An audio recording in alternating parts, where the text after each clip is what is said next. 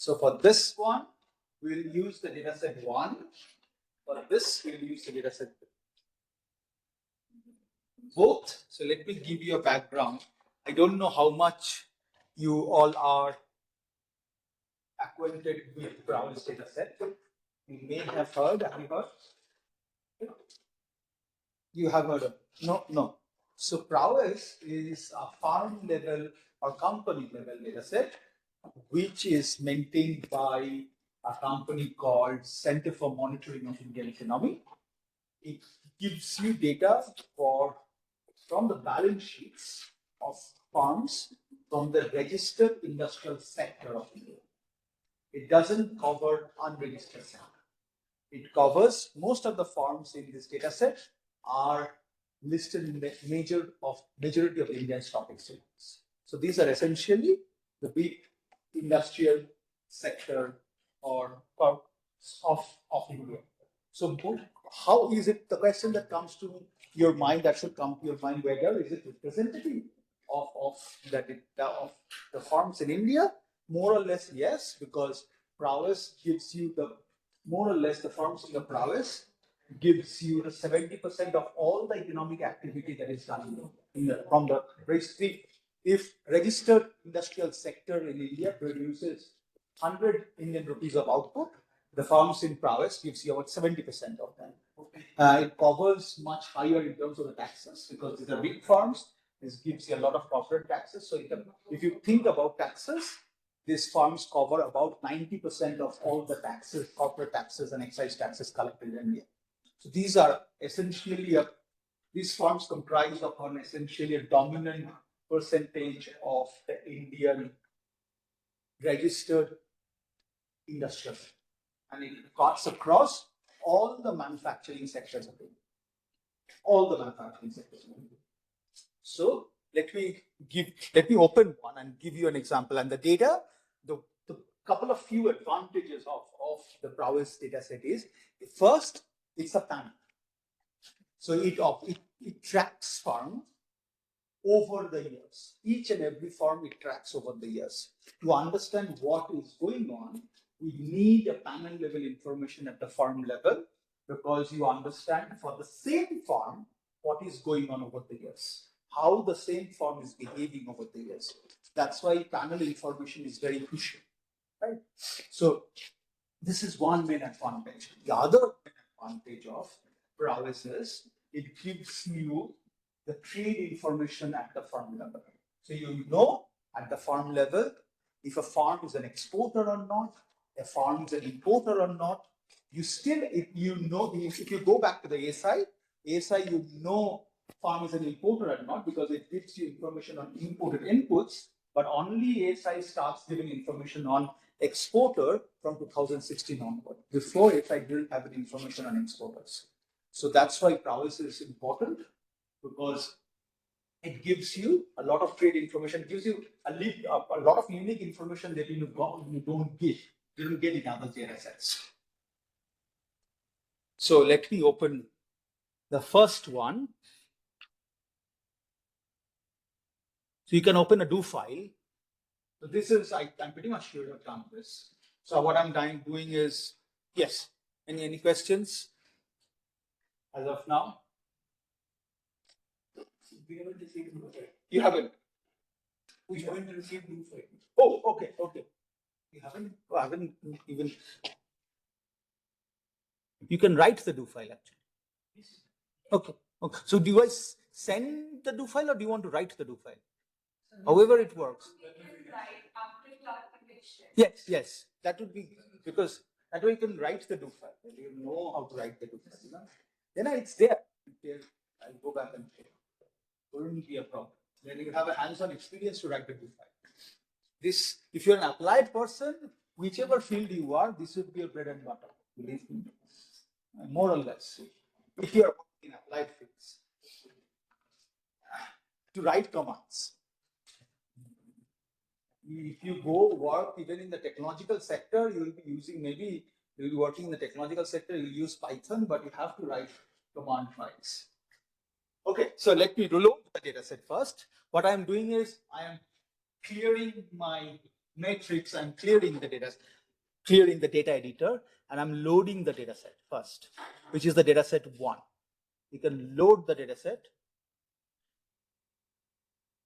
So the data set looks like this. You have the company name. The data set runs from 1990 to 2011. You can see for every farm, I know the information from 1990 till 2011. And such. The name of the farms, there is, so you need a unique farm ID. So you have to give a farm ID to every farm, needs to have a unique ID to estimate. Because otherwise the data cannot identify from farms to farm. So you have to give a unique ID to the farm. It gives you the ownership group, which is good. Will be in which ownership the farm has. You can see the ownership. I have created an indicator for ownership. 1 and such 2. There is an incorporation here which gives you when the farm is established, so you can actually calculate the age of the farm. Then you have imports of stores and spares. There is import of capital, there is import of finished goods, there is import of raw materials, there is total imports, such and such. So this is the type of data set when you load farm level data set. This is the type of information that you will see, more or less. So this is GVA, gross value added of a farm. Then this is total exports of a farm. You can relabel them. We will do that. And I have a lot of information on wages of a farm, different sets of wages the farms gives. So there is wages on managerial compensation. By wages on managerial compensation, there is information on director composition, there is information on executive directors, there is information on non-managerial compensation. All this information Prowess gives you.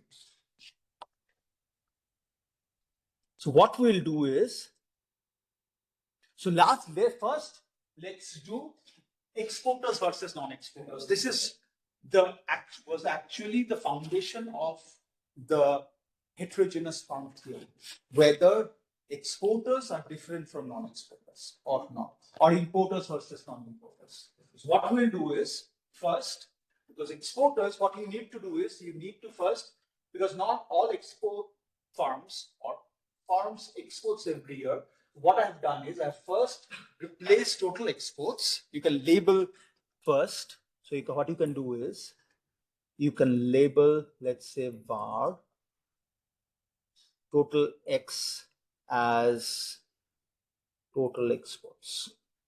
That you can do for your, you can see it's, now if I go to total exports, you can see you have the variable total exports relabeled. Because these are all coded. Total exports was coded. Then I have named that variable as total exports. Why do I need the total exports? Because I need to identify from the total exports which is an exporter and which is a non-exporter. That's what I need to identify.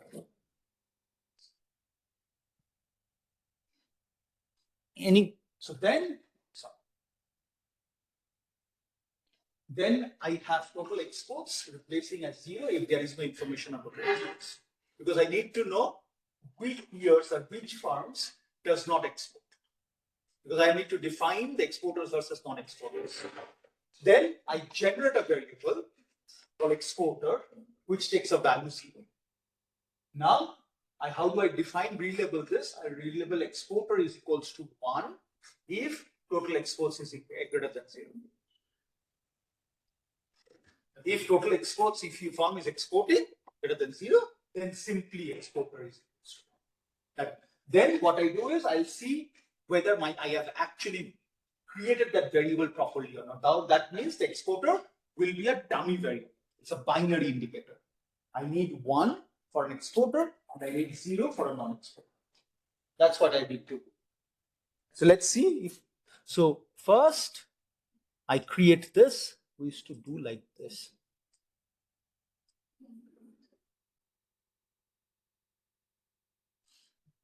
It's already done actually. So exporter 0, I have created. Then you can see replace exporter 1. And then if I tab exporter, so you can see it's actually 43,000 more or less. So in our data set, we have about 22% of, so this is one. If I tap that, it gives me that 20 to 22% about farms are exporters, about 80% farms are non-exporters, which is again 80 to 20 rule. You can see it's very, very similar. Even for the Indian data set, we find very similar kind of numbers. We saw it in the morning for the US data set, for the German data set, the German, for the European. Even if we use Indian data set, the numbers are pretty much the similar. Around 80, again, the ratio is 80-20. Right? So I've created the variable properly. Then I have exporters, I have non-exporters in my data. Now I tend to see does these variables, does the different kinds of features of these farms versus these farms are different or not? Are these farms actually different or not? First, let me do some stylized facts. We call it stylized facts. What do you mean by stylized facts? Stylized facts is we'll compare the average numbers. I'll do the same for the others. I just put if there is no putting it 0 for the others variable. So what I'll do is I'll look at sales. These are the performance indicators. Sales of a farm, the gross value added of a farm. I also know the number of, let me label this so it will be easier for you guys. I have a reading glass now. So you are imputing 0 when the values are missing. Come again? You are imputing zeros when values are missing. Missing, yeah. Because But sales value cannot be 0, I know. Sales value cannot be 0. If you do away with this, the results is pretty much the same. It's just to take the entire value into consideration, all the values into consideration. Is it right? So the way the prowess says, I know you're concerned. So we generally don't do this. But the concern prowess says basically if your sales value is prowess, do not report anything when the sales value is very, very low. Yes. That's the point. So that's why it's close to 0. Even if you don't do this, the results pretty much the same. I've checked this. More or less, it's pretty much the same.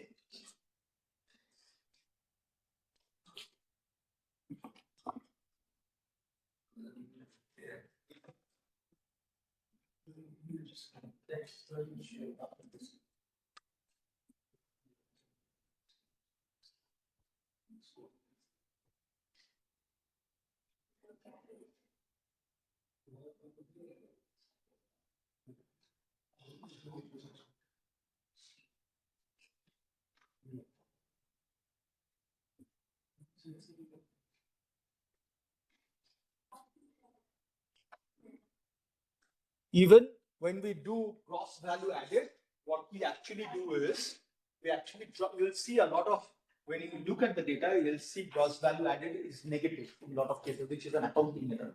So you actually drop negative values of gross value added and comprise the data set like that. So you haven't changed the variable name. That is total exports. Oh, yes. Thank you.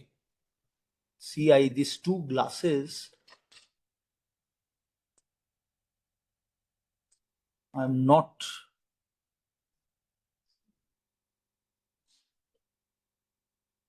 So this is the product scope of a farm. This is gross value added. What do I mean by product scope? It's the number of products produced by a farm. This is another advantage of prowess. Prowess gives you the number of products produced by one farm. So you can actually calculate the number of products produced, which you call it product scope, the number of products produced by a farm.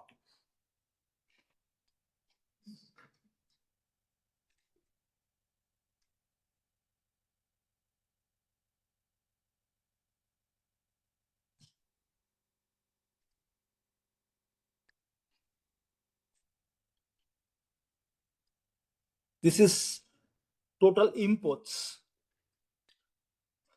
The other advantage of prowess is prowess gives you imports at 4 different categories actually. So it gives you, I have calculated total imports, but it gives you imports in terms of imports of raw materials, in terms of imports of capital goods, imports of finished goods, imports of stores and spares. Not many data sets gives like this. We can actually classify imports into several categories in this case.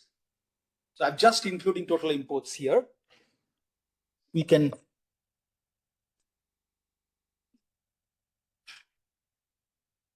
this is assets.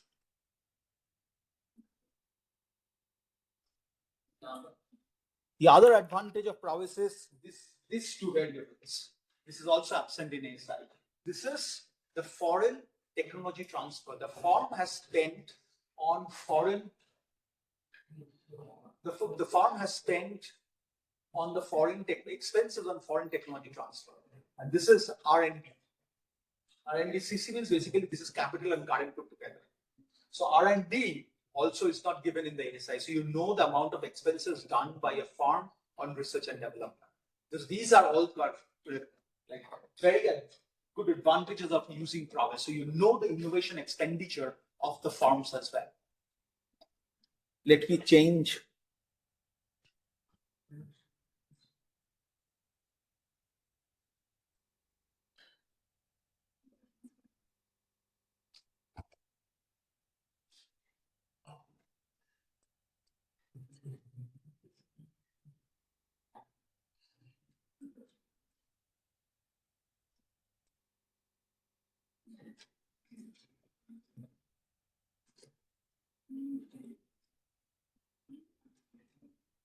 There is also domestic technology transfer. Prowess gives you data also on domestic technology transfer. So you know expenses on how much technology the firm has actually used. Consulting, technology consulting, all these firms give prowess gives you.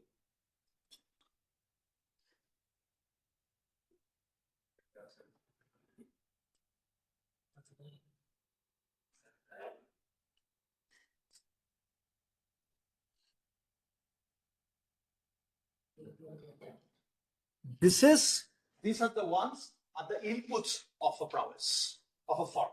So this is capital being employed by a firm. This is the power, fuel, and water expenses by a firm, which is energy expenses. And this is the total compensation of a firm, that is basically labor expenditure. So you know capital, you know energy, you know labor as well.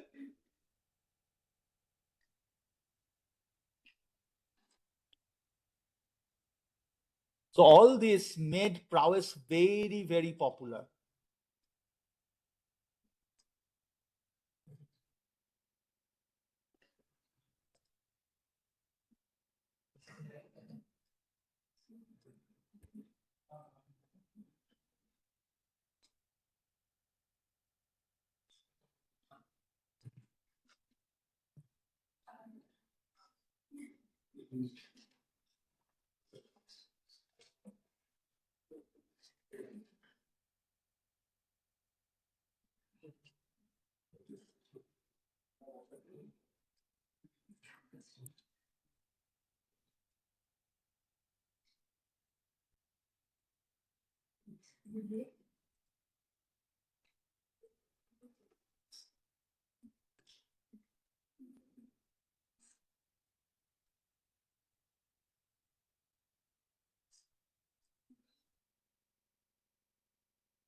The other two, I want to show, even within the labor compensation, the other two, what prowess gives you, in fact, much more in details, is max. So MCOM is basically managerial compensation, and NMCOM is non-managerial compensation.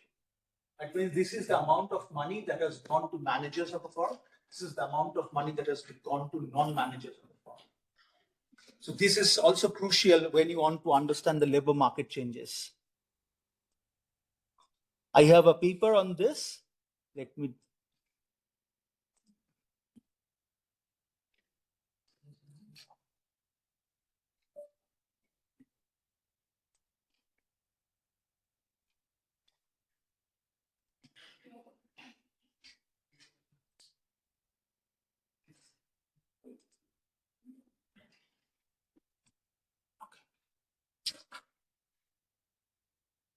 Now you can see all these are labeled.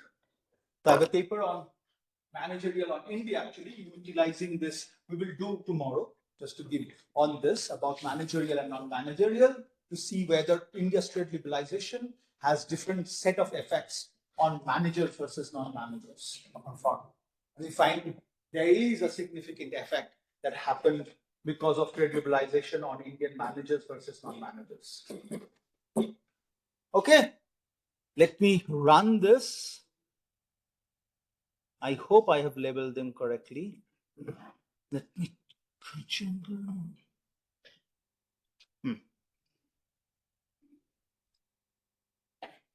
Yes, no red color. All these are properly defined. So you can see that farms also, what I have done is the farms, all these have industry indicators. So all these farms belong to NIC, National Industrial Classification 2004, 2-digit level, National Industrial Classification 2004 at the 3-digit level, at the 4-digit level.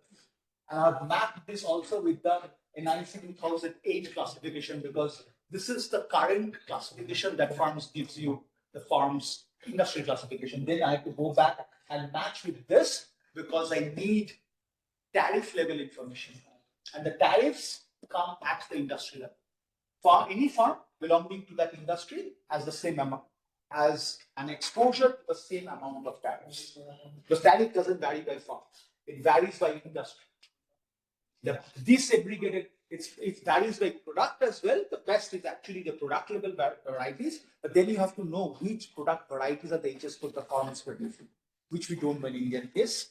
The best, the second best solution is to have it at this level, at the 4-digit level. So every farm you can see has an industrial classification as well. So let me run this. So what I'm doing next is I am trying to have some summarize. Summarize gives you basic, average, and standard deviation. So by sort exporter, I am sorting the data by exporter. Exporter is a dummy variable, 0 and 1, and I am calculating the average values of sales, gross value added, product scope, total inputs and assets to see whether the average values are actually differs by exporter or non-exporter or not. If I run one of this, you can see this is the mean of non-exporters and these are the means of exporters. Now see carefully. An exporter, non-exporter, sales is 4,000. This is INR million. An exporter sells about 4,000 million Indian rupees or worth of goods, whereas a non-exporter sells about 143 million INR. So it's more than 30%. 30% higher an exporter sells rather than the non-exporters. Yes. So in this case, if we are taking certain years the data, and even for 1 year that firm is exporting, it will take value 1, and it will consider that firm to be an exporter firm, which is wrong. So yes, absolutely right. So this is a good. Let me come.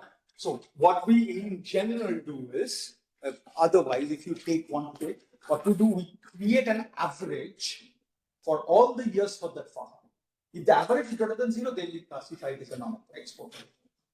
It's just for the sake of simple exercise that I'm doing this, but if a firm is exporting it once, then it remains once exporter always. Yes.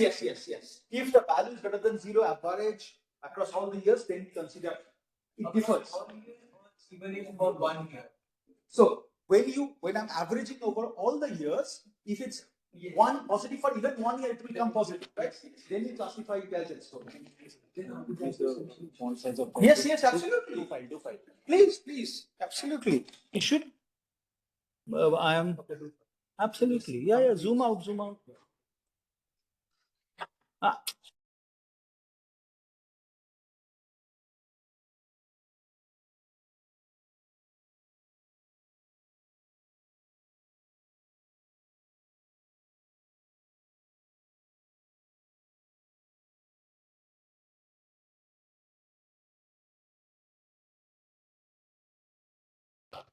What I did was, if I'm taking 10 years, if the exporting value is present for more than 5 years, I'm considering that firm to be an exporter firm. Generally, we do it 3 years. Okay.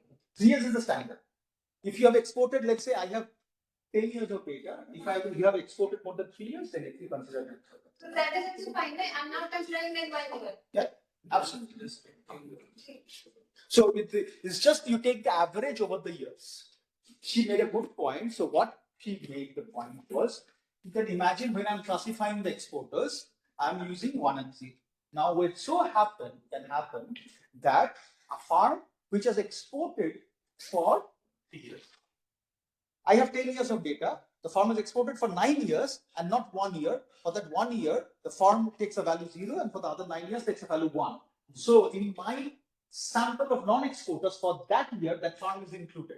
The problem with this is basically we can have certain farms which goes both in the exporter category as in a non-exporter category. So for this to identify, that's why I want to write the problem. Then what we do is exactly. So what we do is here, if we want to define the other way, what we do is by sort year, E gen, let's say T exports equals to sum tot exports. So we are generating by,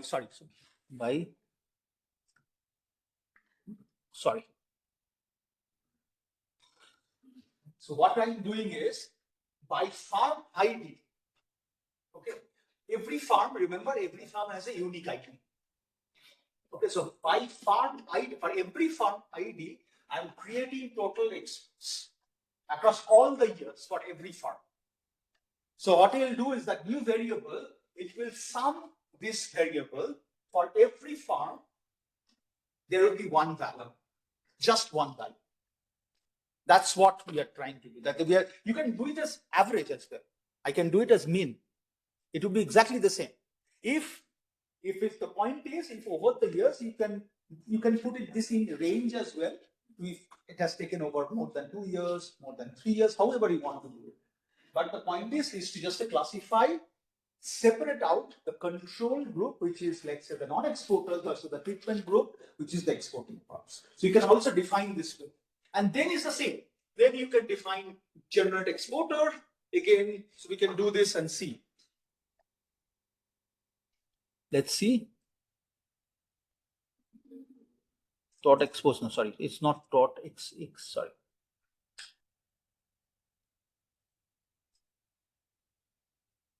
So see, it has created. Let us go and check what it has created.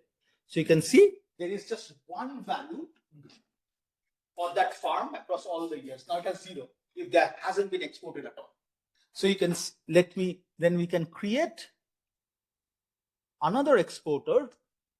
Let's say generate new exporter equals to 0, replace new exporter equals to 1 if T exports greater than 0. Sorry, greater than 0, tab new exporter. Now I want to see whether there is a correlation between the way I have first defined this exporter and the new one. What is the correlation? How much I was losing out? So I hope all of them are right. Yes. So it's pretty much 45%. So it's pretty much half. It's good. It's not low. So this is the other way you can actually do. So you can see if I do it by my old method. So an exporter spends 19 million on an average in a year on R&D. A non-exporter spends 0.1314 million. This is 20% higher, 2,000% higher, 200,000 times higher from this. Exporter spends about 10 billion Indian rupees on expense on foreign technology transfer, whereas it's 0.5 million. So it's 20 times higher. 20 times means 2,000% higher. Is that the difference between an exporter and a non-exporter? Is that very much a farm is different? Let me go back to this. You can see a farm, an exporter has 2,000 million about gross value added, whereas for non-exporter it is just 50 million. is 40 times higher. All years, this is the average. For all years, this is an average. We just want to compare that. You can see our exporter produces about 4 products.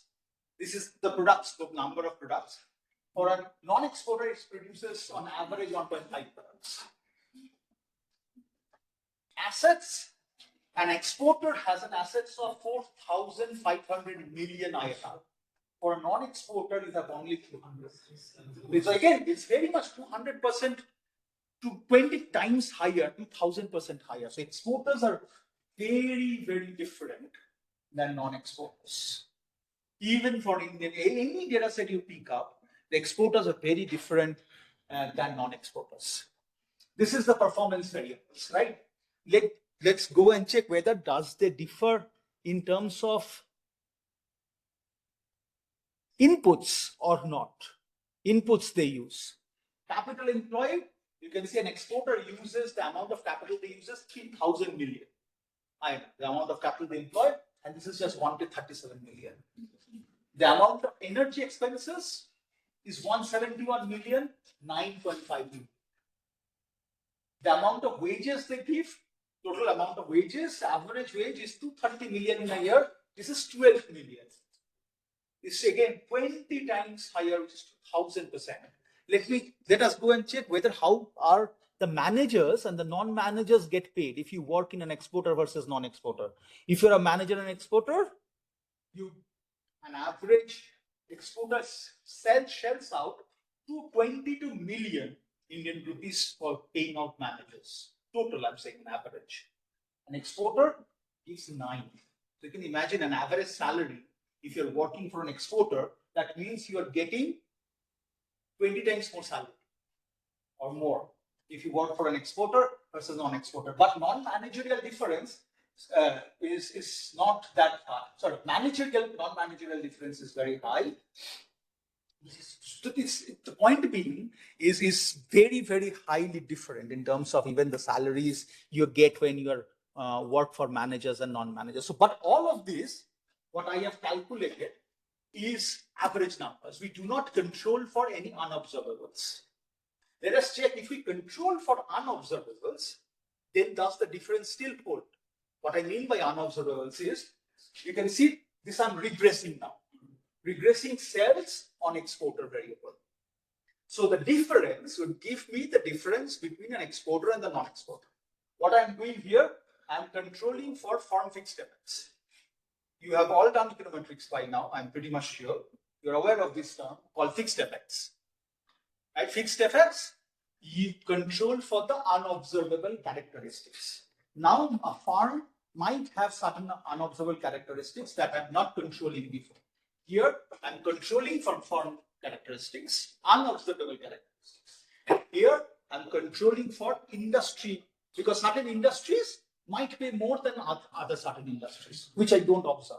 Certain industries have, like, let's say if you're working on petrochemical industries. Petrochemical industries will pay more because you're working in a high-tech plant, rather than if you're working in a leather industry. By default, these industries have structure when they pay more. So what I'm doing here, I'm controlling for this unobservable characteristics so that I can find out the true essence of the difference. And I'm also clustering, this means I'm clustering my standard errors by firm. That means one firm, one item. Yes, one firm takes a unique item. So every firm has to take a unique item. Even if you're doing at the water level, even if you're doing any data set, when you are estimating panel, the point being every unit of observation has to take an unique item. If you're doing at the state level, every state in India has to take at the unique item. That's otherwise you cannot, then the data set will be a pooled data set or a repeated cross section. The SCADA will treat it like that because you have to give data the command, this is actually a panel. Otherwise, how would SCADA understand? So I'm clustering my standard errors at the firm level because the data varies at the firm level, and there could be autocorrelations between one firm to one firm. That's why I'm clustering it at the firm level, so that the estimate that I observe is actually that for that firm only. We are controlling for the autocorrelations between firms. That's why I'm clustering it at the firm level. Yeah. Because there could be autocorrelation between exporter and the non-exporter. Spillover effects between an exporter and maybe I am a non-exporter located closely to you as an exporter. I derive some benefits from you. That's why my sales goes up. Could be possible, right? That's why we're clustering at the firm level, so they're control for all these kind of autocorrelations between firms. So, RMID is control. Like if we take a domain for manually do the. You don't need that manually. Can you imagine how many firms there are here? Let me check. You have to create dummies for everyone. So let me check. Code book. If we do. So there are 9,000 farms. So you don't need to. You have to create 9,000 dummies. Oh yeah. For everyone. It's essentially the same. It will produce the same, exactly the same output. But you don't need to. There's an efficient way of doing this. So if we do group ID for So group, when we do group, we combine. If we are double clustering, then we do group. Let's say you want to cluster your standard errors at the farm year level. You want to cluster standard errors at the industrial level. Then we create a new variable. We call it group. The command is group. And then in brackets, we put these two variables. Then we call it double clustering. Okay. Everything is visible, right? More or less. Now, so if I run this, so you can see controlling for everything, an exporter earns 1,000 million, which is about 1 billion. 1,000 million means about 1 billion. 1 billion of Indian rupees more from sales rather than a non-exporter. This is a dummy variable. So the beta coefficient gives you the difference between an exporter and a non-exporter.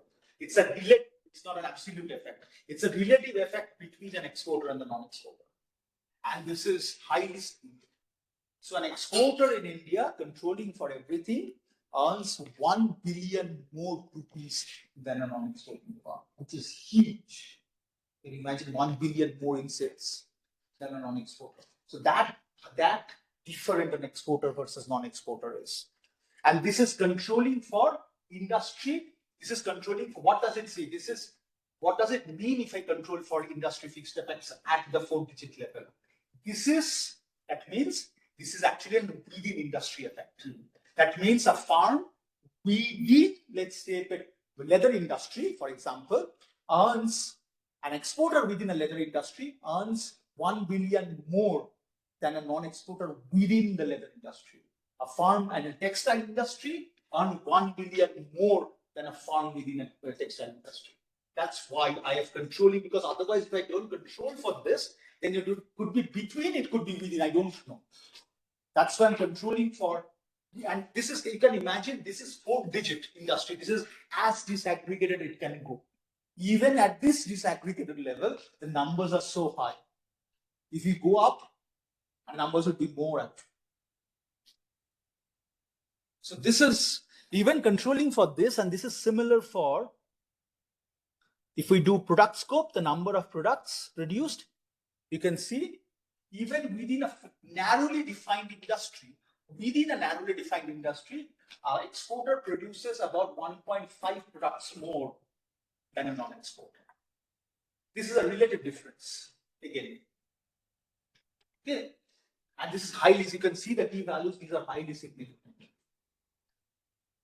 But try and use this new command called reg HDFE if you're not using it. It doesn't, it's very efficient, it produces the output very efficiently. It doesn't give you the fixed effects coefficients, it just gives you the one you want.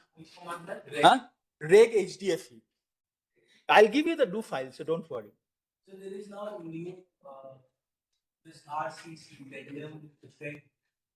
There is one. Mixture of fixed effect and random. Okay. Oh, there is new one. Okay, nice. There is, what is in terms of difference between R&D controlling for 3 million more R&D, they spend 3.5 million in R&D more an exporter spends than a non-exporter, even within a narrowly defined industry. Okay. This is capital employed. You can see again 963, so about £1 billion capital employed by an exporter than a non-exporter. So that capital intensive an exporter is rather than non-exporters. So that means the exporters are actually a lot of exporters are capital intensive firms, even within narrowly defined 4-digit industries.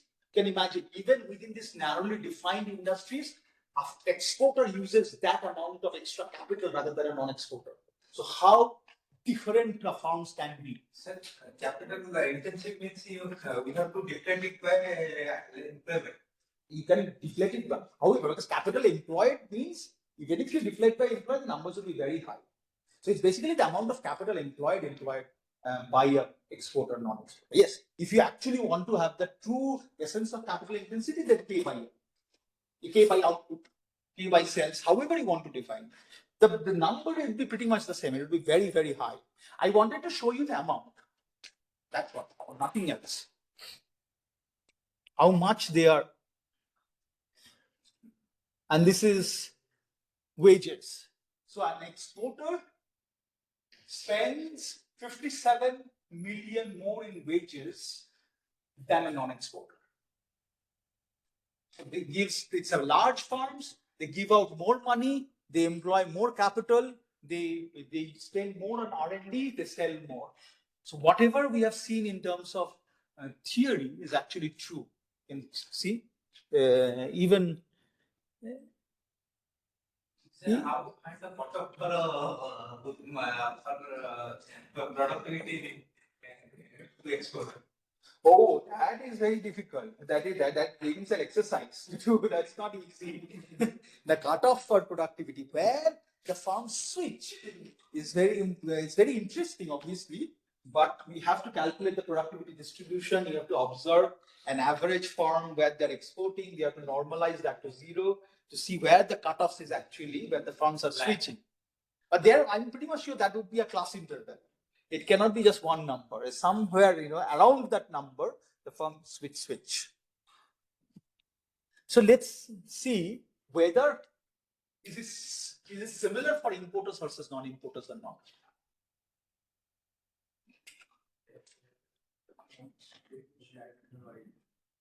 Very similarly, you can see India has a bit high amount of importers. India has about 26% importers and 74% non-importers. So we are a little bit more importers than exporters in India. And are the numbers pretty much similar?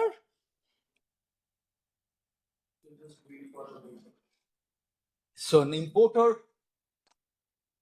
sells about, again, 960 million of money, of sales than a non-importer. Yes, you were saying something. Just wait. Sure, absolutely. As I said, please see if I'm going fast, if I'm doing wrong.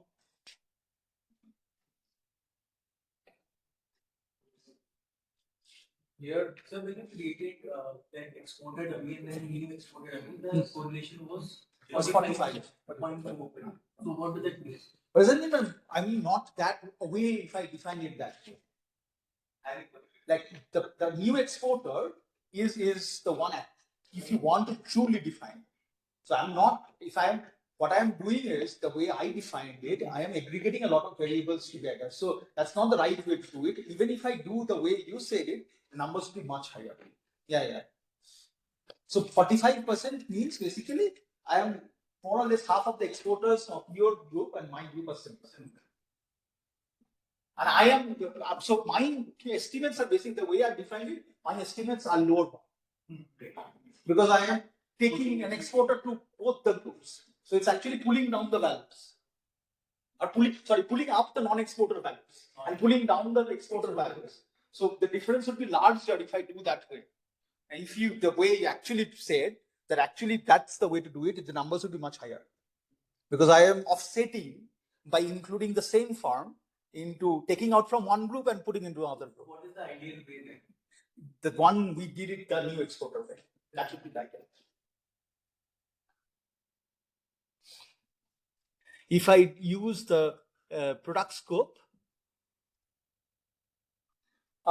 it's very similar. You can see importer also produces about 1.5 more products than a non-importer. You can use the same as, you can define it a farm is a farm exporter as well as importer. You can define it and see whether these things persist or not, and it should persist, this kind of differences.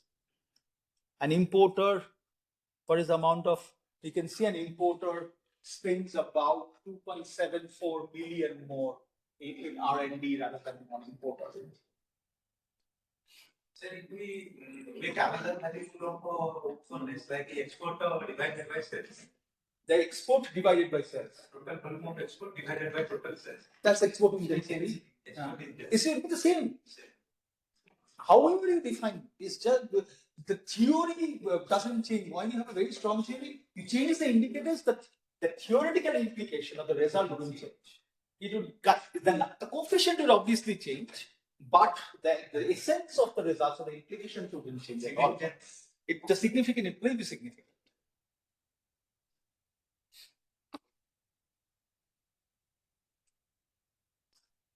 In C, capital employed is pretty much the same, like an importer, exporter.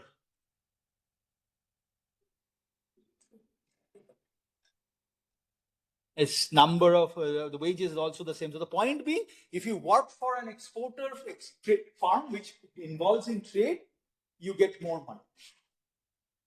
Or you are working in a capital intensive farm, you are associated with a lot of sales compared to a farm which doesn't involve in trade, international trade.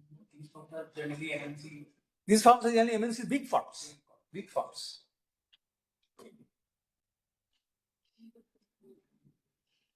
Let's see exporter importer dynamics. What I want to do is I want to calculate the number of exporters. So what I'm doing is, by every year I'm generating an exporter variable, number of exporters. I'm counting exporter if the exporter takes a value 1, because that's what the exporter is, right? When an exporter takes a value 1 for every year, I want to count that. I don't want to count the zeros. That's why I count the exporter. Value 1, then I'm calculating. Then what I'm doing is I'm calculating that by every year I'll just calculate an average number of exporters. Rather than total, I will see an average number of exporters and then I'll plot it. Clear? I want to see that what I have seen as of now is the intensive margin of trade. Now I want to see the extensive margin, whether the number of exporters does it change or not over the years. I hope this will. Yes. If I do this, it goes, yes, good. Let me plot. You can see it has, in 1990, we have about 750 exporters. It went up to, why did it decline? Can anyone say? Why there is decline? 2007 crisis, actually. This is 2007 crisis, the financial crisis. That's why there's a decline. But it went up to more than 5 times over the years. India, because India had a huge trade liberalization program in this time period, and a lot of firms started exporting. And if you see the importers, I'm pretty much sure we pretty much have the same kind of graph. Because we started exporting more, we started importing more. We started participation in a lot of things changed from the 1990s, if you have seen, in terms of, because it was export-driven growth that we had. It was a lot of growth also happened through import of intermediate inputs. Because when the input tariffs went down, we started importing a lot of high-quality intermediate products from OECD countries to use them in our production functions. Our quality of products also went up than before. So all of this happened because of the trade liberalization program. Right, you can see this has gone up significantly. You can close this. Is it the same in the intensive margin of exports? You can see it's pretty much the same. exports were so less in zero, about 5 million or something like this. Here in 2000, about 2010, 600 million. On average, exports went up by so much.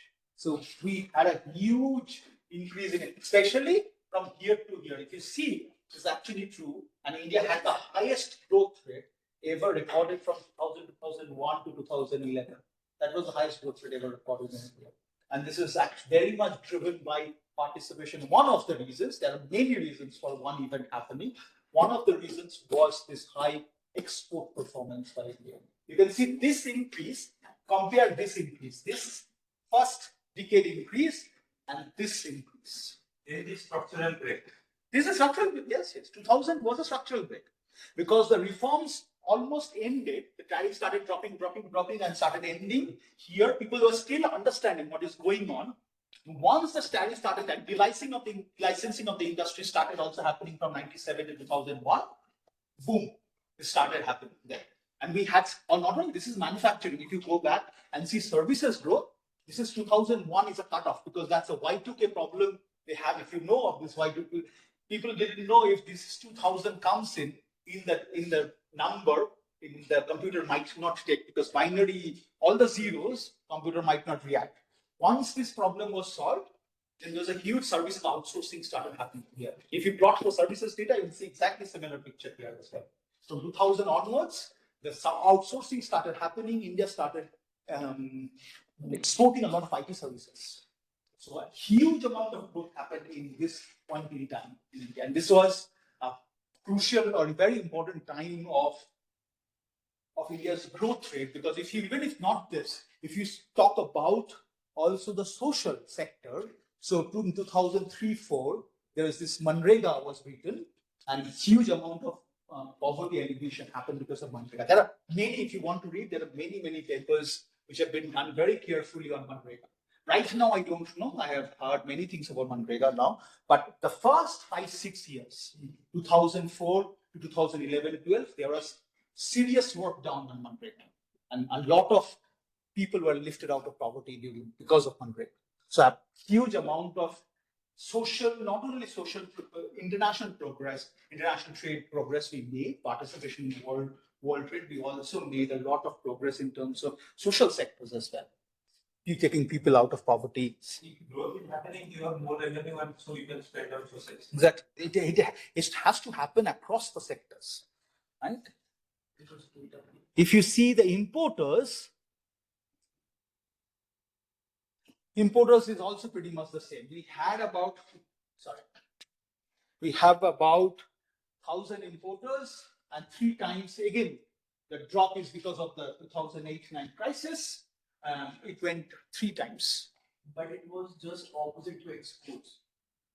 That's the value of exports. So what happened? No, it's an interesting thing now. When you saw the number of exporters, it went down, right? But when you see the value, it went up. Why? Is that because a lot of firms exited? What happened was that means the adjustment is basically a lot of firms went out of the market, and the existing firms, whether they are exited from the market or they stopped exporting. Yeah, what I mean, the export market. That's why the average export for some exporters will increase now, because they have to serve those markets, right? The big firms never go out of market. The small firms would go out of the market. The big firms would produce more. But sir, also the growth rate between 1990 to 1995 was very high in comparison to the later decade. Because what happened was this is the time when the import tariffs were dropped. India first started importing a lot because the import tariffs were started dropped here. That's why imports were flooded before, then started exporting. Export is happening after. Yes, Sean. Basically import and export. Yes.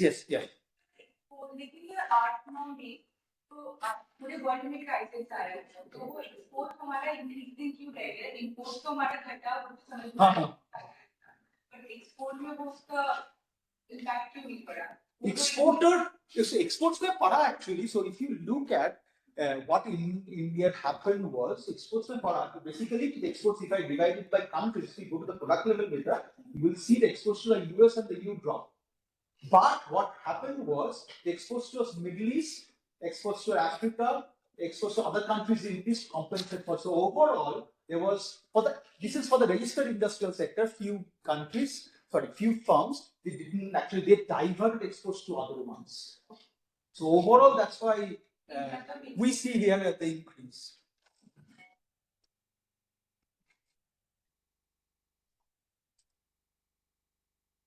And if I plot the value of imports, you can see this went up as well significantly. Whether there is another one, whether I want to do one more, whether there is size heterogeneity or not, whether different firms pay or behave differently, whether there is a difference between size or not. How do we define size? With assets. What I'm doing here in the first line, so in the first line, what I'm doing here, I am creating a group by industry and year. Because why I'm doing this? Because I want to compare farms within the industry. I don't want to compare the assets of a leather farm with the assets of a petrochemical farm, because that is not a right comparison. Because petrochemical farm, a farm which is big in the leather industry, could be very small compared to a petrochemical farm. So you should not be doing. You would be. The idea is to compare the farms within industry. You're comparing basically leather to leather, petrochemical to petrochemical, pharmaceutical to pharmaceutical, something like this.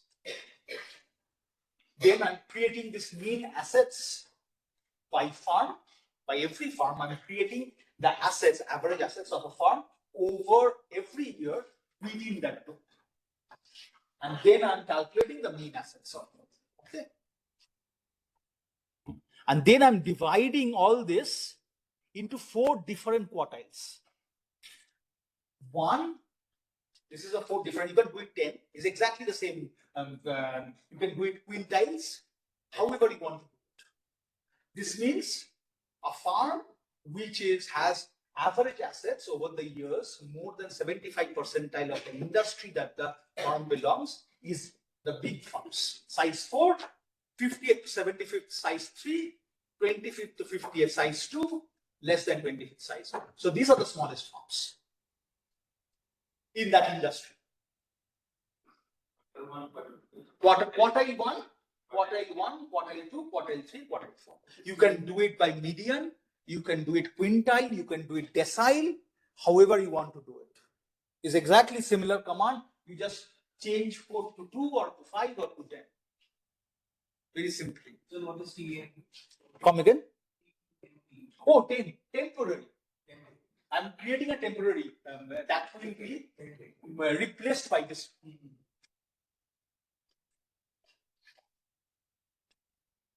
So I created this 4 dummies. So these are dummies. These are more or less dummies, which will take 1 if the farm belongs to that asset category, otherwise 0. Then I interact these dummies with my exporter variable. Why I want to do that? I want to check whether there is inherent difference between a big non-exporting farm versus exporting farm. Both farms are big.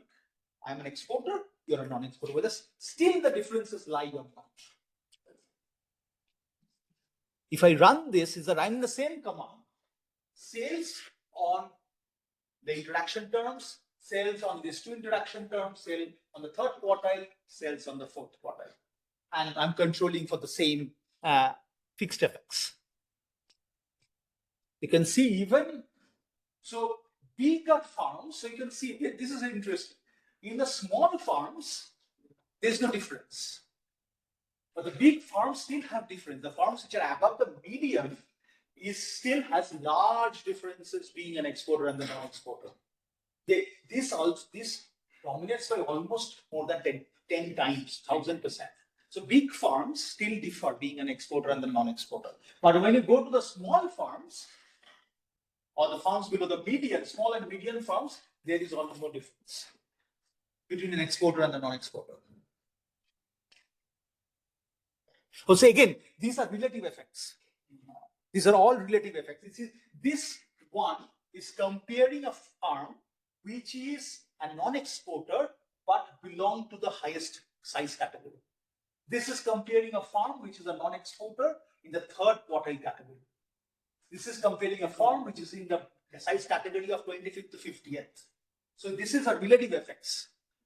Within the, so that means it is actually, if you think about average treatment effect, that means it is doing actually a neighborhood matching. It's finding out a farm which is the nearest farm of an exporter to a non-exporter and estimating the relative effect of this. Okay, so you can see basically the effect is driven significantly by the big farms in terms of the exporters and the non-exporters. And pretty much the same for product scope. If we see, it's pretty much the same. All these big farms are doing more than the small farms, though there are some differences here in the big farms versus non-farms. Let me see the capital employed. Yeah, it's pretty much the same. Capital employed, also the big farms have the effect between the non-exporter and the exporter, whereas the small firms have no effect. Okay, so this is pretty much established, right? Importers are different, non-importer, importers are different from non-importers, number of exporters, dynamics change, in terms of performance also it change. So the other task I want to show you an interesting thing, how trade liberalization can affect. So this is a paper from a paper that currently working, it's a working paper. So what we in prowess gives you a very interesting variable, which we found out very lately. The variable is called trade investments, they call it trade investments. Then we had to, what is trade investments? We have to dig out with the definition. So the trade investments are the expenses made by a firm, financial investments made by a firm on another firm along the same supply chain. So they buy out any other firm as input supplier or a customer. So it basically gives you domestic mergers and acquisitions. That I am investing along the same supply chain. That means an upstream firm with only, that's it's what we are doing is we are looking at horizontal mergers and acquisition, not vertical. Okay, so I am doing in my same supply chain across within an industry. So if I am a steel firm, I will be investing financial investments in another firm who is an input supplier to my firm or a customer who buys steel output from me. That's what the variable gives you. It's a merger. Basically, I am buying out and then other firm output. That's a domestic mergers and acquisitions. That's very interesting. So what we wanted to see was, so standard trade theory or optional value theory or any other theory would say to you that when you have foreign competition or uncertainty or any kind of competition, firms drop investments. Firms do not invest. There is any form of uncertainty in the market, firms started disinvesting. No, they will not invest. They will drop investments. So whether that is true in first case, you want to check whether that is true because India's trade liberalization gives you a very nice quasi-experimental scenario to check about the trade liberalization effect on this kind of variables. What is the time duration? So this is, we use the same, so we are using basically 1990 to 2006. So let me load this data set and show to you. This is 1990 to 2006. We have about 10,000 farms. It's pretty much the same data set comes from prowess. Every farm has a unique ID. It has an industrial classification. Let me open the data set. You can see the industrial classification. You can see the NIC name of the farms, which is the industrial classification. So you know. So you can see this farm is manufacturing vanaspati ghee. So you can see all this in browse. So it has all the industrial classifications that you want to, and it has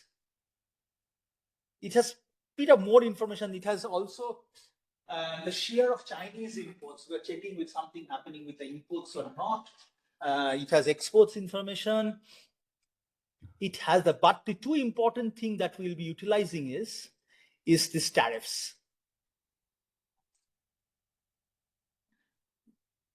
These two information we'll be utilizing. Input tariffs and output tariffs. Do you know the difference between input tariffs and output tariffs? So tariffs are defined at the 4-digit level here, but do you know the difference between input tariffs? What are input tariffs and what are output tariffs? Anyone?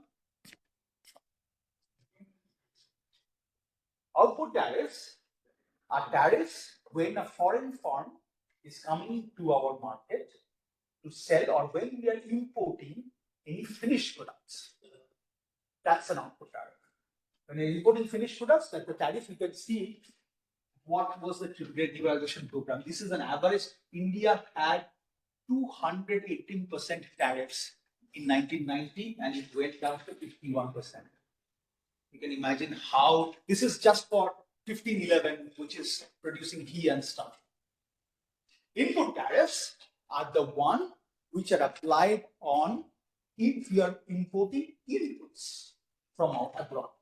Intermediate inputs, those who are used in production function of a farm, those are called input tariffs. So that's why, and how do I calculate this? Output tariffs are given by the World Bank or with data set. I went to then the input output table of the farm or input output table of Indian industries. Then input output table has these alphas.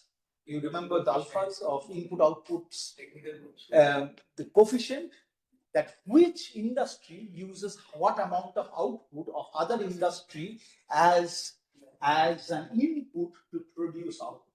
So we use those coefficients to calculate these input tariffs from the output tariffs. Input tariffs are not given. There is no data on input tariffs. So you have to estimate input tariffs from those input output coefficients. At the industry. You cannot calculate the So for this, it's, I guess, before the trade liberalizations, we have it for 1993. There is IOT. Because the tariffs are actually started dropping from 1994 very significantly. So it's just when the liberalization started, we take in the coefficients. There are 1998, 1999, I believe. But by 1998, 1999, things have changed so much. So the tariffs would be, the coefficients would be endogenous. So we take it before the trade liberalization actually started taking in. So it's 1998, I believe it's 1993, 1994. However, we can control for endogeneity. So there is data on where is, just to check. Yes. So there are very interesting things in this data. So there is total investment, there is trade investment, there is non-trade investments, and there is investments abroad, outside of India. Prowess gives you a lot of things. So let me first check.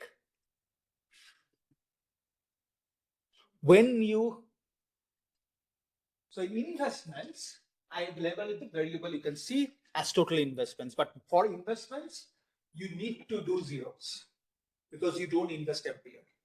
You don't carry out investments in every year. So investments, if I do 1 plus 1 means, what I've done here is check. See, I have replaced investment 0 if there is no information investments. If I don't do it, the problem is it will be only positive investments that I'm comparing to. And the firm doesn't involve in investments in every year. So I'll only be utilizing years which have positive investments. But I want to compare between the investments and non-investments here. And why I am adding 1? Anyone? No, Because 0. Because I want to utilize the zeros here. So I am replacing total investments to check whether total investments has an effect on input tariffs and output tariffs. Why I have done L? Anyone? Lag. Why lag? Endogenous. Exactly, endogenous. Because I want to see whether the tariffs of 1995 has an effect on the next year. Because otherwise, I'm running into a simultaneity effect. Same year investments can actually influence also tariffs. I don't know. It might not, but it's still, I want to move away as much as from the endogeneity problem. We had to show for this, I'm still in the working paper, though India's trade liberalization program is pretty much established in terms of its quasi-natural experiment that it has done because of external adjustments. It was not done internally. There are external pressures, that's why it was done. But we still had to show that investments actually did not drive this before the reform. Because it could be possible that if some firms might be lobbying for it to get tariffs dropped so that I can do more investments. I'm not showing you there, but those are also endogeneity checks. What I'm doing here is I'm regressing investments on input tariffs and output tariffs, controlling for firm fixed effects, industry year fixed effects, and clustering at the industry level because my tariffs vary at the industry level. So I do want to control for the autocorrelation between different industries. Whether there is an effect. Sorry.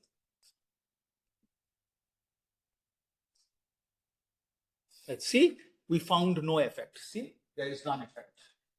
Neither of input tariffs, not of output tariffs on total inputs. So it doesn't respond to trade liberalization. What we do actually is what we do next is we include here firm controls. We call it firm. Does it differ by the age of the firm or not?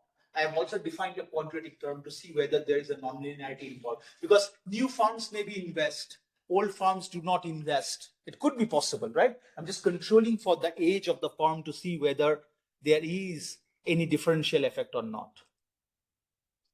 You can see there's nothing changes with the age of a firm. The third one, this is how we build table. The third one, we're checking whether, because there are papers which say that till 2003, the trade liberalization was very much exogenous. After 2003, there are reports that some industries lobbied for dropping of the tariffs. So I am restricting my data set from 1990 till 2003. Yes, you are saying something. You are concluding for sectoral changes, yearly sectoral changes. Yearly sectoral changes, yes. And then you have control for the industrial sector. At the 4-digit level. Because now, oh, yes, that's an important point, good point. So why I am doing it here at the 2-digit level? And before we did it at the 4-digit level, but not here at the 3-digit. 2-4-day. Why? Anyone? Because our tariffs vary at the 4-digit level. If I use at the 4-digit level, all the variations will be absorbed, will be dropped. So that's why I'm doing at the 2-digit. You can do it at 3-digit level. But I think there might be not major changes. Not be major changes. 2-digit, 3-digit doesn't matter much. So you have to go one step below where your variable of interest varies. Sir, why? What is the theoretical reasons behind trade liberalization and development? Like on which mechanism? That's uncertain. Two mechanisms working here. One, output tariffs drop means you are by yourself as a firm, you can import a lot of finished products here. So as a firm, if I am not its importer, I may not invest in producing more. My investment goes down. The other channel is when output tariffs drop, foreign firm can come and sell in my country. So you have seen from 1990s onwards, MNCs started coming selling in. When MNCs started selling in, because they can produce food at the cheapest price, they can sell high quality goods. I stop producing goods. So if there is uncertainty in the market, then output tariffs can affect investments negatively. Now input tariffs, what's the economic mechanism? If input tariffs go down, what I can do, I can import. Yes, it can go up because I can input more intermediate inputs to invest in production function, my investment goes up. So there is an opposite channel. We do not find anything. in terms of the total investment. Let's me check with 2004. So we have taken lag of age. Hmm? So it's Log of age. lag You of- don't need basically age is it's not that endogenous concept. It's not an outcome variable. That's why we haven't. Age, we generally take lags when there's an outcome variable. Basically, I've submitted one paper and then the reviewer asked me to keep the leg structure same. Okay, that's it the same. Yes. Okay. If we are taking one leg, then Okay. But But it's a case, it is based on the case. So there's no one method of doing it. sir, in the age, it is very like it is linearly dependent to previous year age. Which one? Means the present age is linear. Yeah, absolutely. Absolutely. So it wouldn't change much. Things wouldn't change. Just one. So here also, even if we cut down the data set in 2003, nothing changes. So total investment does not move accordingly. Now we see the business investments, which is the trade investments. For a business investment, the farm, this is very unique variable. A farm is actually involved in doing an investment which is directly associated with the production of the farm or not. This is, you do not get this kind of variable in other data sets, business investments. That this is directly related to your business, the business you are doing. In directly related to your selling, to your production, everything. Okay, so let's see whether business investments move or not.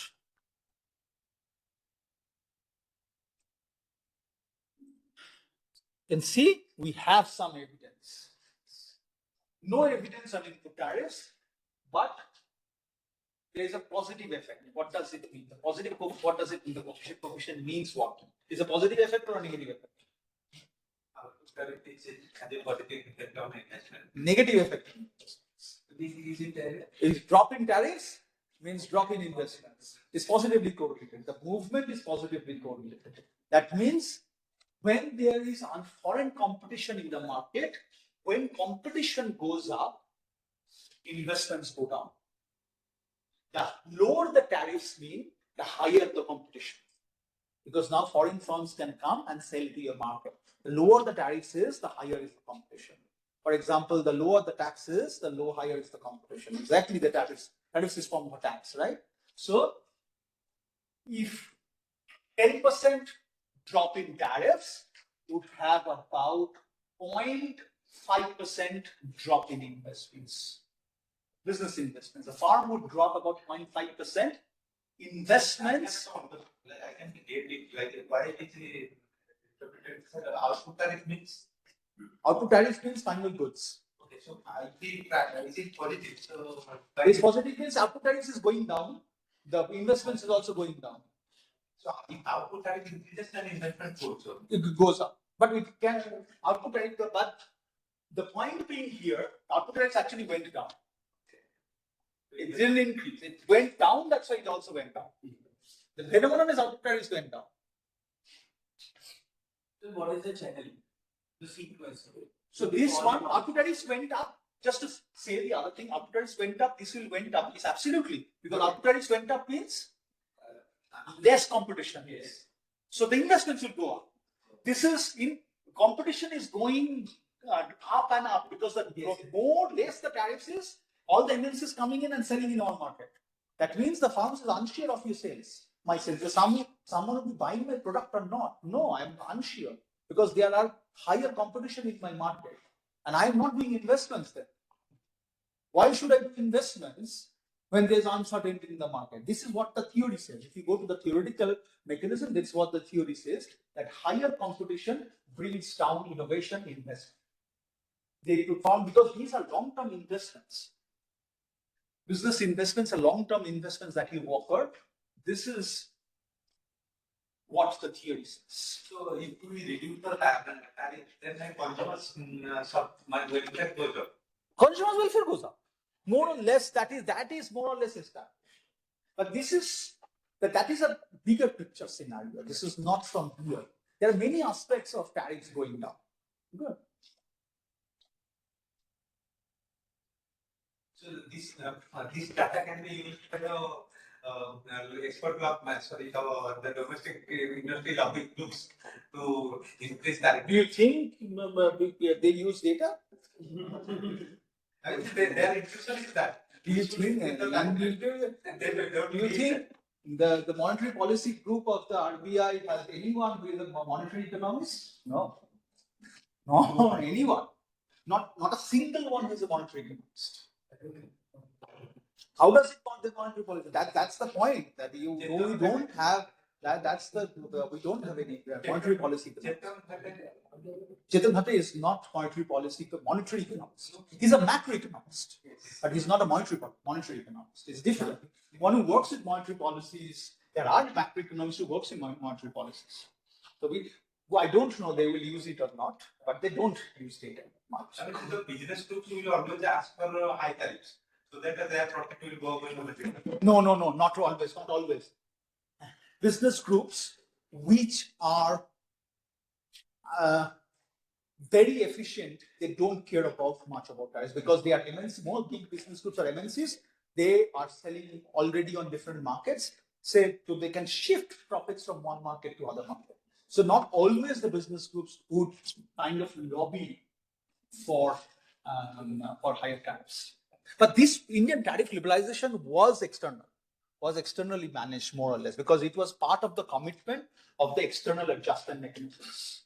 IMF came with the loan and condition was you have to drop tariffs.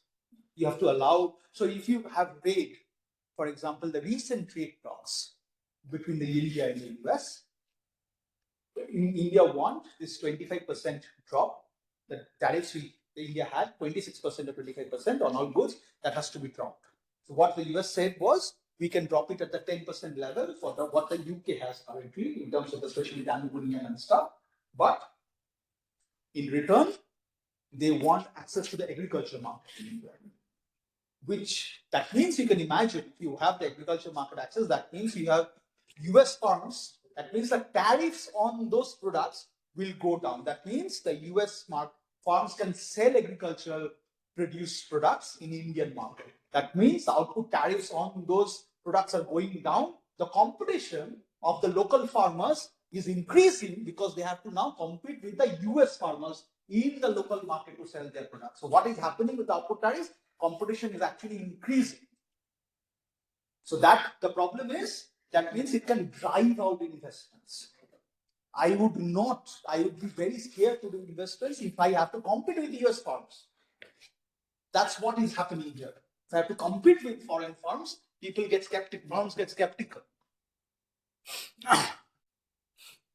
And if I control for farm, age is pretty much the same.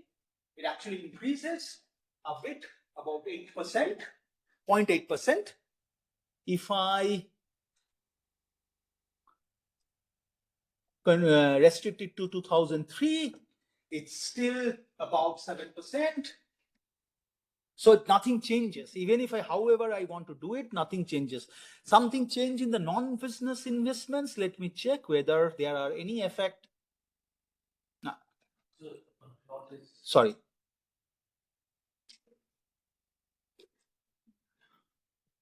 No, nothing changes. So nothing, it's only the investments which are closely connected to my business that moves with trade liberalization and nothing else. Okay. The other aspect of it we are checking here is, it comes from a theory. We also checked investments outside of India before going there. And outside of India changes? No, not much. Here, no, nothing changes apart from business investments. We take a second question. Indian data set, the progress has another very interesting indicator, which gives you the share of families' shares in a farm. Because a lot of Indian farms are family-owned farms. It's a very common feature in a developing country. In Europe, we find it France, mostly in France, people have a lot of farms are managed by family. For example, the biggest of the farms are family managed. We talk about Ambani, we call it Tatas. These are all family managed. So whether there is a differential effect when a farm is a family owned versus non-family owned, when a farm is professionally managed versus when a farm is non-professionally managed. Why this would create a difference? Why? What is the theoretical reason behind this? There has to be economic intuition, right? There has to be certain set of research gone behind this. People have found out that family farms has an intergenerational perspective. They take more risk because they are intergenerational perspective. They do long-term investments than the non-family firms, because non-family firms, since the managers, it is being by professionally managed, and you have to give your answer to the MD or to the CEO. Something bad happens, they don't try and do risk investments because there's someone up here. They're the managers who want to actually manage the investment portfolio, which is the middle management level, right? They can't answer back if something goes wrong. Their job is at stake to the upper management level. So professionally managed firms are less riskier than the family-owned firms. Also, family-owned firms has a, as I said, long-term generation because their wealth is passed on to generations. So they may have losses right now, but they know my granddaughter or grandson may have the profits. When you are professionally managing firms, that might not happen because you're not seeing you're not seeing the profits of a firm in an intergenerational perspective. The other one, if you see, there's a center called Center for Family Farms in ISB, Indian School of Business, Hyderabad. They also have done some research on family farms. They've shown that the contribution of the family farms in India as Indian sales, Indian GDP has significantly gone up during the liberalization period. Contribution of family-owned farms have gone. They have gone bigger. They are investing more. They are selling more. So all of this tend to think us whether we find any differential effect for the family farms versus non-family farms. We will only focus on output tariffs because we didn't find any effect on the input tariffs. So we'll just continue with the output tariffs, not the input tariffs, because input tariffs doesn't have any effect. Okay, so what I'm doing first, there is data on the shares owned by a family. They call it basically, the actual term, they use it, is Hindu undivided family. That's what is in progress. But it also comes, I guess the Jains, the Christians also in there. There is certain characteristics. I guess it doesn't have, the data set wouldn't have the Muslim managed funds because of certain characteristics of that. But the Muslim managed funds, our business houses are not there in the indicator of this. So what we created was a family farm indicator, which is binary. Like if a family has a share greater than 0, then it's a family farm. Very simple indicator. So we created a variable called F binary, which takes into, we have the shares in this data. I will show you the shares. Family farm indicator, which is a binary, and we interact that with our output tariffs. So what we'll do is this interaction term will give us the differential effect of a farm which is a family managed farm rather than the general effect. This is an absolute effect. This is the differential effect of the output tariffs given that a farm is family managed or comes from a family business house, whatever. Yes.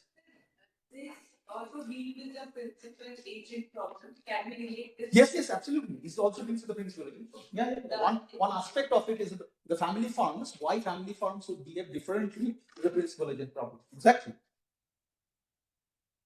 So there are many reasons why family farm would behave differently. You can put actually a theory, and there is still not a theory. Heterogeneous models, farm theory on family farms. There's not a theory. So you can write a theory on this. Let's see. So if I do this in the role of family farms, it gives very interesting results. So you can see output tariffs continues to be positive, is exactly 7%, but family farms actually do behave the opposite way. That means the output tariff goes down, it goes up. the investment goes up by the family firms. The family firms take more risk. They are more riskier in nature, and that shows up here that they invest more in businesses given when there is higher competition. So when they see the competition, they try to invest. So why they are investing? What is the economic intention? Why they are investing more? They don't want to lose the market share. Exactly, they want to secure business because your business has an intergenerational perspective. So you want to secure business. That's why they are investing more. Even if I don't have, come again? Because other businesses are backing out, so they got. They have with our business are backing out. You see, there is other businesses backing out. You see a chance. You see a competition. You know, even if I lose competition now, I need in the long run to make sure that I'm getting my market share back. So let me start investing now. Because it has an intergenerational perspective, they start investing more because they want to secure their market share because of intergenerational perspective. Because even if I don't have the profits, my granddaughter or child will have the profits or the market share back. Because all these are investments, are long-term investments. That means once you invest in a firm, you cannot take it back. These are not short-term investments, by the way. These are long-term investments. Because there's a difference between short-term investment and long-term investment, right? I believe I take some shares of your firm and just invest it. So that's not what I'm talking about. This is long-term investments. So you can see there's a very nice differential effect based on the characteristics of the firm. And this does not differ by the indicator. If we use, we define different indicators. If a family firm has shared more than 30% of all shares, and this is like a medium type of family firm, you can see it will have very similar effect. Very similar effect. Again, negative. But if you actually put this, if we actually put family firm versus non-family firm, put that. So what is the joint effect? What I mean is the joint effect now, the output tariffs will be this plus this. So if we actually differentiate between the family firms and the non-family firms, then the joint effect is actually positive. In a sense, negative. That means output tariff goes down, investments goes up. So the drop in the investments by the non-family firms is offset by the increase in the investments by the family firms. So that's why that's the effect, overall effect of the output tariffs would be positive. We did 50% share is also pretty much negative. What we last did was we calculated the actual shares because this could be driven. These are binary variables, right? What we did was we created actual shares. We took shares of those firms, of those family in those firms over the years, and we created an average share of a family in a firm. And we use that share. What is that? Is it actual? When you are using actual shares, does it work or not? Because you have to use different indicators. When you are establishing a result, we have to use as possible different indicators to establish a result. Whether the result is robust and consistent across all the possible indicators that you can define based on that indicator. So this is actual share, average share. I'm taking the log of that share and interacting with the output tariffs and run the regression. So you can see it's still negative. Even if we have actual shares, we still have negative effect. So the effect more or less holds across any kind of indicator we use, that family firms behave in different way rather than non-family firms. So trade liberalization has a differential effect based on the characteristics of the firm. For a professionally managed firm, it is different. For a family firm, it's different. And there are not much of empirical evidence or theoretical evidence concerning about how family firms and non-family firms behave, especially in a developing country. Even if you go to East Asian countries, let's say South Korea, Japan, there are a lot of family firms as well in those countries. Family managed firms, what I mean is. So this is more or less it that we learned more or less that farms are very different. First, I wanted to do because I also show farms are also different, not only exporters versus non-exporters, importers versus non-importers, across different sizes, even by the ownership of the farm. Farms are very different. Even if you have family ownership, if you have non-family ownership, farms behave differently.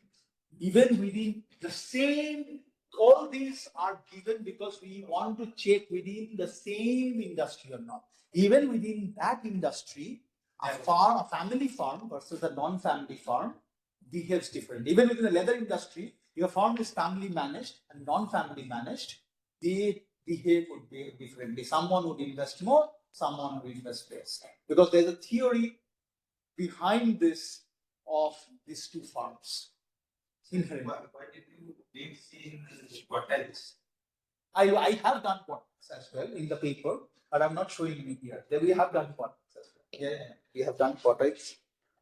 We have done a few more things. We have also looked at farm performance of the farm performance. I mean, family farm versus, because of the investments, whether the family farms are gaining more, selling more than the non-family farms, and we find that effect positive.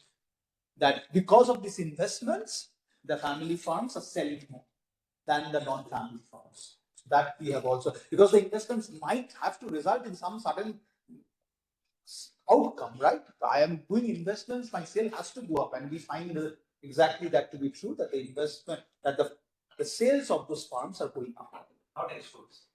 Not exports, because this is domestic investments, not exports, because the business investment that we see is domestic, that the farms, domestic farms are making investments in the same supply chain of that business of that farm. So it's a domestic M&A, you can call it, mergers and acquisition, more or less. So mergers and acquisitions goes up, domestic mergers and acquisition goes up for family farms, not for professional farming. So inherently what we learned is, the point being, however you want to define companies, these are very different companies. Farm companies are very different. They behave differently, they operate differently.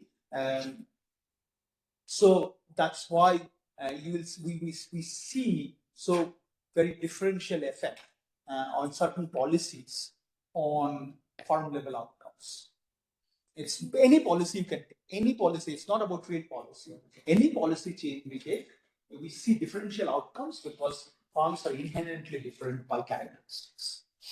Right? I want to end here. There's too much information for you guys. We need to absorb as well. I'll send you all this stuff, so don't worry. I'm working on this paper now. Let's see. You want to write a theoretical model on this? You want to? Because we don't have a theory model on farms, family farms yet. Heterogeneous farms, heterogeneous family farm.